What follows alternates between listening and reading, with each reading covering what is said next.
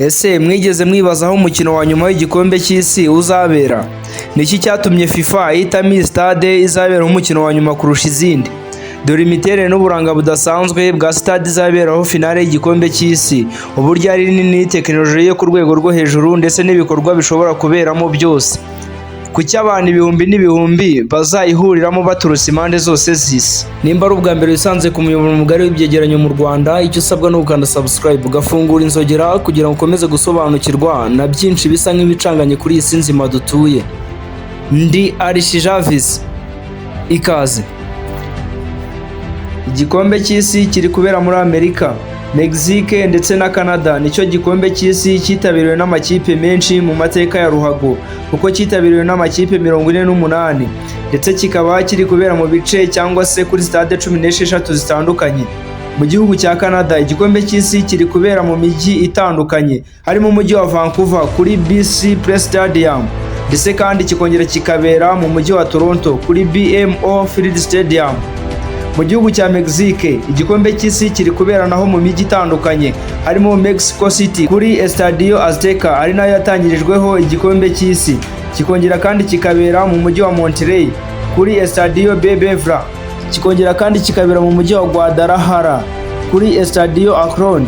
Kuri Amerika kandi, igikombe cy'isi kiri gukinirwa ku mijyi itandukanye, harimo Storo kuri Lumen Field Stadium, hakazamo Los Angeles kuri SoFi Stadium, hakazamo Dallas kuri AT&T Stadium, hakazamo umujyi wa Atlanta kuri Mercedes-Benz Stadium, hakazamo umujyi wa Miami Hard Rock Stadium, hakazamo Boston bagakinira kuri Gillette Stadium, hakazamo n'umujyi wa Houston bagakinira kuri NRG Stadium, hakazamo n'umujyi wa Kansas City bagakinira kuri Arrowhead Stadium, hakazamo kandi n'umujyi wa Philadelphia kuri Lincoln Financial Field Stadium, ndetse kandi bagakinira no ku mujyi wa San Francisco Bay Area kuri Levi Stadium, ndetse na kizigenze muri leta ya New Jersey mu mujyi wa New York kuri METLIFE Stadium. Akaba ari nayo izakira finale y'igikombe cy'isi, akaba ari nayo tugiye kurebera hamwe uyu munsi.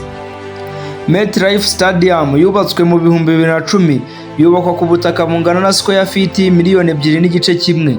Ibi bikangana n'ibihumbi 195 ndetse na 96 mita square.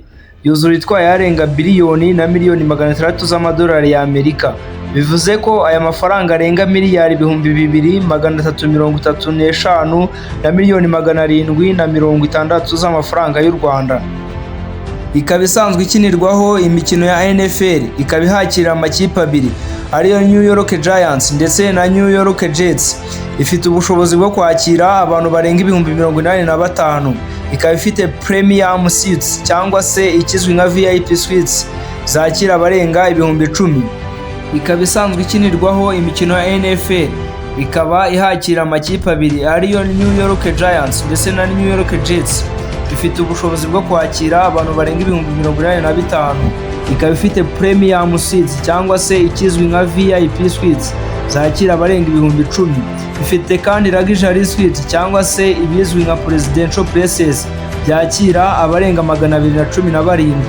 Iyi myanya ibiri inyuma y'ikizwi nka skybox, imwe yicaramo abanyacyubahiro baba bari kuganira bafata kamwe bitabasabye kujya ahandi. Iyi stade kandi isanzwe ikoresha artificial field turf surface cyangwa se ubwatsi buhangana mu mikino isanzwe ya NFL, ariko ikaba izatera ubwatsi buri naturel kugira ngo ihuze n'amategeko ya FIFA, kuko artificial pitch surface cyangwa se ubwatsi buhangana butemewe n'amategeko ya FIFA kubera ubushyuhe bukabije n'ibindi.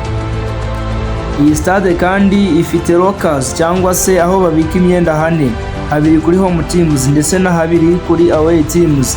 Ikagira gym kuri buri home teams, full equipped x-ray rooms, tapping rooms, hydrotherapy pools cyangwa se hot and cold tubes and medical examination rooms. Ikagira kandi igikoni gihoraho gishobora gutekera abantu barenga 80,000. Amatike kuri finale ya World Cup azaba ahagaze gutya: abafana b'ibihugu biyandikishije bazajya bishyura amadolari 60. Bivuze ko aya madolari 60 uyavunje mu mafaranga y'u Rwanda byaba ari 87,000 n'amafaranga 500 y'u Rwanda. Ubufatanye n'ibihugu byabo bikabishyura, asigaye bakazaba bicaye ku nguni imwe y'ikibuga hasi yegereye ikibuga neza.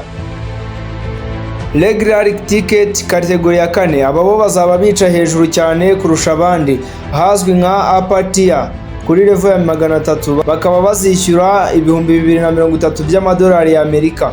Bivuze ko amafaranga yavunje mu Rwanda wasanga ari miliyoni 2,960 by'amafaranga y'u Rwanda. Kategori ya 3, aba bo bazaba bicaranye na kategori ya 4 muri upper tier kuri level ya 300, ariko bo bakaba bicaye mu gice cyo hejuru y'amazamu. Bazishyura hagati y'ibihumbi 2,790 ndetse n'ibihumbi 5,785 y'amadolari ya Amerika. Bivuze ko aya mafaranga uyavuje mu Rwanda byaba ari hagati ya miliyoni 4,680 ndetse na miliyoni 8,435 bitewe n'igihe waguriye tike. Kuri kategori ya 2, aba bo bazaba bicaye kuri level y'ijana hejuru mu nguni za koroneri ndetse na level ya 200 uzenguruka ikibuga. Bakaba bazishyura hagati y'ibihumbi 4,500 cyangwa se ibihumbi 7,380. Bivuze ko aka kayabo k'amadolari ya Amerika uyavunje mu Rwanda wasanga bazishyura hagati ya miliyoni 6,562 ndetse na miliyoni 10,762 by'amafaranga y'u Rwanda. Kategori ya mbere cyangwa standard bazicara ahasigaye hose kuri level y'ijana, bakaba bazishyura hagati y'ibihumbi 6,370 ndetse n'ibihumbi 10,990 by'amadolari ya Amerika. Bivuze ko aya mafaranga yavunje mu Rwanda byaba ari hagati ya miliyoni 9 n'ibihumbi 289 ndetse na miliyoni 16 ndetse n'ibihumbi 260 by'amafaranga y'u Rwanda bitewe n'igihe waguriye tike yawe. Front kategori ya mbere ikaba ari nayo standard ticket ihenda kurusha izindi zisanzwe. Aba bo baba bicaye neza hejuru y'ikibuga kuri row ya mbere, bakaba bazishyura hagati y'ibihumbi 15 by'amadolari ya Amerika. Bivuze ko aya mafaranga yavunje mu Rwanda wasanga ari miliyoni 21 n'ibihumbi 873 by'amafaranga y'u Rwanda. Premium Suites cyangwa se VIP bazishyura hagati y'ibihumbi 20 ndetse n'ibihumbi 30 by'amadolari ya Amerika. Aka kayabo k'amadolari ya Amerika uyavunje mu Rwanda yaba ari hagati ya miliyoni 29 n'ibihumbi 164 ndetse na miliyoni 43 n'ibihumbi 747 by'amafaranga y'u Rwanda. Aha nimba utahazi uzarebaho iShow Speed aba ari naho ngaho neza. Naho Luxury Suite cyangwa se Skybox uruhande rwa perezida wa FIFA, abataratumiwe bazishyura hagati y'ibihumbi 32 ndetse n'ibihumbi 38 by'amadolari ya Amerika. Bivuze ko aka kayabo k'amadolari ya Amerika uyavuje mu Rwanda yaba ari hagati ya miliyoni 46 ibihumbi 633 ndetse na miliyoni 55 n'ibihumbi 412 by'amafaranga y'u Rwanda. Mu by'ukuri iyi stade ntisanzwe habe na gato, kuko ni ahantu amateka mashya y'umupira w'amaguru azandikirwa, aho isi yose izaba ihanze amaso ku mukino umwe uzahitamo umwami w'isi. Ariko ikibazo gisigaye kibazwa ni iyihe kipe izegukana igikombe cy'isi imbere y'ibihumbi by'abafana benshi. Nimba ari ubwa mbere usanze ku miyoboro mugari w'ibyegeranyo mu Rwanda, icyo usabwa ni ukanda subscribe ugafungura inzogera kugira ngo ukomeze gusobanukirwa na byinshi bisa nk'ibicanganye kuri iyi si nzima dutuye. Ndi Arishijavis, naho utaha.